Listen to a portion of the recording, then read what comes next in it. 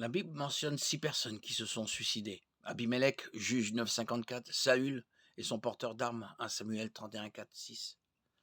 Ahitophel, 2 Samuel 17, 23. Zimri, 1 roi 16, 18 et Judas, Matthieu 27, 5. 5 d'entre eux étaient des hommes mauvais, pécheurs. Nous n'avons pas assez d'éléments à propos du porteur d'armes de Saül pour en juger. Certains considèrent la mort de Samson, juge 16, 26, 31, comme un suicide. Mais son objectif était surtout de tuer les Philistins. La Bible voit le suicide comme un meurtre, à juste titre, car il s'agit du meurtre de soi-même. Dieu seul est en droit de décider quand et comment une personne doit mourir.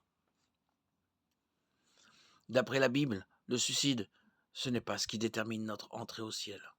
Une personne qui se suicide alors qu'elle n'est sauvée ne fait que précipiter son arrivée en enfer.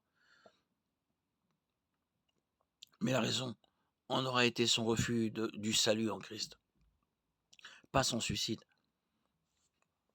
Que dit la Bible du suicide des chrétiens? Elle nous apprend qu'à partir du moment où nous croyons vraiment en Christ, nous sommes sûrs d'avoir la vie éternelle. Jean 3, 16. D'après la Bible, les chrétiens savent avec certitude qu'ils ont la vie éternelle. 1 Jean 5, 13. Rien ne peut les séparer de l'amour de Dieu. Romains 8, 38, 39. Si aucune créature ne peut les séparer de l'amour de Dieu, et qu'un chrétien qui se suicide est une créature, alors même le suicide ne peut le séparer de l'amour de Dieu. Jésus est mort pour tous nos péchés, et si un vrai chrétien dans un moment d'attaque spirituelle et de faiblesse se suicide, même ce péché est couvert par le sang de Jésus. Le suicide est néanmoins un péché grave contre Dieu. D'après la Bible, le suicide est un meurtre, une faute toujours grave.